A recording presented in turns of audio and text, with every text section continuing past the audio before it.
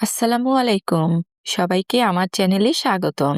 নেত্রকোনার নাম শুনলেই যে মিষ্টির কথা সবার আগে মনে আসে সেটি হচ্ছে বালিশ মিষ্টি। আজ আমি দেখাবো কিভাবে একদম দোকানের মতো নরম ও সুস্বাদু বালিশ মিষ্টি তৈরি করা যায় সেই রেসিপিটি। ভিডিওটি শেষ পর্যন্ত দেখলে পারফেক্ট রেজাল্ট পাবেন ইনশাল্লাহ। চলুন তাহলে ঘরে বানিয়ে ফেলি নেত্রকোনার আসল স্বাদের বালিশ মিষ্টি। আমি এখানে ১ লিটার দুধ নিয়েছি। তো দুধটাকে চুলায় বসিয়ে দিয়েছি। তো কিছুক্ষণ পর দুধটার বলক এসে পড়েছে। তো এবার আমি চুলার আঁচটা বন্ধ করে দিয়েছি। দিয়ে এখানে পানি এবং ভিনেগার মিক্সড করে রেখেছিলাম 1/2 কাপ, সেটি দিয়ে দিচ্ছি। দিয়ে কিছুক্ষণ নেড়ে নিচ্ছি। তো কিছুক্ষণ পর ছানা কেটে গিয়েছে।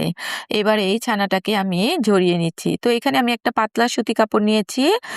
সেই কাপড়ের উপরে ছানাগুলো দিয়ে আমি এভাবে কলটা ছেড়ে ঠান্ডা পানি দিয়ে ছানাটাকে ধুয়ে নিয়েছি। এবার এই ছানাটাকে এইভাবে আমি চিপড়িয়ে, চিপড়িয়ে এর পানিটা বের করে নিচ্ছি।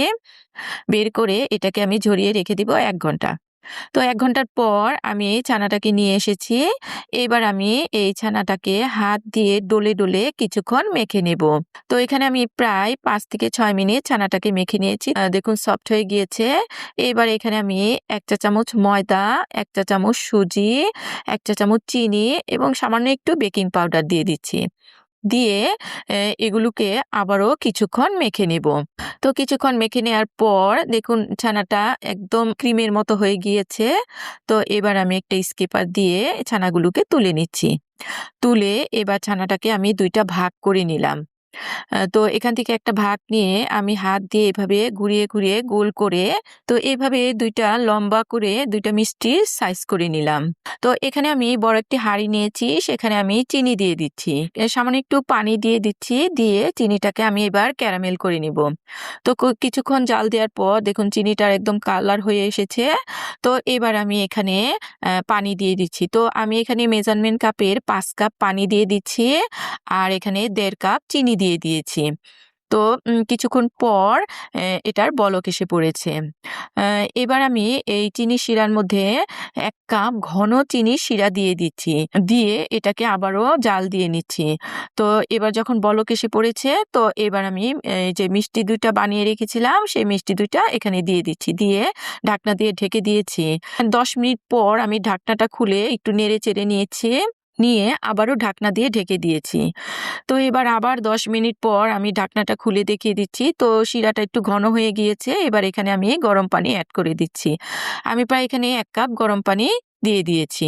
তো ১০ মিনিট পর আমি আবারও মিষ্টিগুলোকে বের করে নিয়েছি। তো আগের তুলনায় দেখুন মিষ্টিগুলো একটু বড়, বড় হয়ে গিয়েছে। তো এবার আবারও আমি ১ কাপ গরম পানি এখানে দিয়ে দিচ্ছি। দিয়ে আবারও ঢাকনা দিয়ে ঢেকে এটাকে রান্না করে নিচ্ছি। তো এখন দেখুন মিষ্টিগুলো সাইজে আরো বড় হয়ে গিয়েছে। তো যতক্ষণ পর্যন্ত মিষ্টির ভিতরে রস না যাবে ততক্ষণ পর্যন্ত আমি মিষ্টিগুলোকে জাল দিব এবং যখনই চিনির শিরাটা ঘন হয়ে যাবে তখনই আমি এখানে পানি দিয়ে দিব। তো এইভাবে আমি ৩ থেকে ৪ বার পানি দিয়ে দিয়েছি, গরম পানি দিচ্ছি আর জাল করে নিচ্ছি। তো মিষ্টিগুলো একদম ডবল হয়ে গিয়েছে। তো এবার আমি মিষ্টিগুলোকে কালার আনার জন্য কিছুক্ষণ জাল দিব। তো অনেকক্ষণ পর এভাবে জাল দিতে, দিতে দেখুন মিষ্টির সুন্দর একটা কালার এসে পড়েছে। তো এবার আমি গরম পানি দিয়ে দিচ্ছি। গরম পানি দিয়ে আবারও কিছুক্ষণ জাল দিয়ে এটাকে ঢাকনা দিয়ে ঢেকে দিব। তো ১ ঘন্টা আমি এই মিষ্টিগুলোকে রান্না করে নিয়েছি। তো এবার আমি চুলার আঁচটা বন্ধ করে দিয়ে এটাকে শিরার মধ্যে ভিজিয়ে রেখে দেব সারারাত।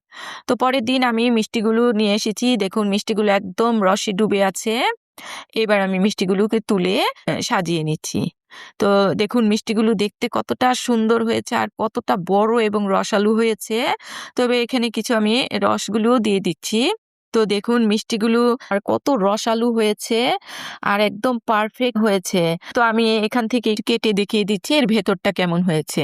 তো দেখুন মিষ্টির ভেতরটাও কত সুন্দর হয়েছে আর কতটা রসালো হয়েছে। এইভাবে আমি মিষ্টিগুলোকে বানিয়ে নিয়েছি। আপনারা দেখে বুঝতে পারছেন যে মিষ্টিটা কতটা পারফেক্ট হয়েছে। আসলে বলে বোঝানোর কিছুই নেই। দেখেই হয়তো আপনারা বুঝতে পারছেন মিষ্টিটা কতটা পারফেক্ট হয়েছে আর কতটা রসালো হয়েছে। তো আমার এই বালিশ মিষ্টির রেসিপিটি যদি আজকে আপনাদের ভালো লাগে, অবশ্যই লাইক, শেয়ার করবেন এবং সাবস্ক্রাইব করবেন। আর বাসায় অবশ্যই ট্রাই করবেন। আল্লাহ হাফেজ।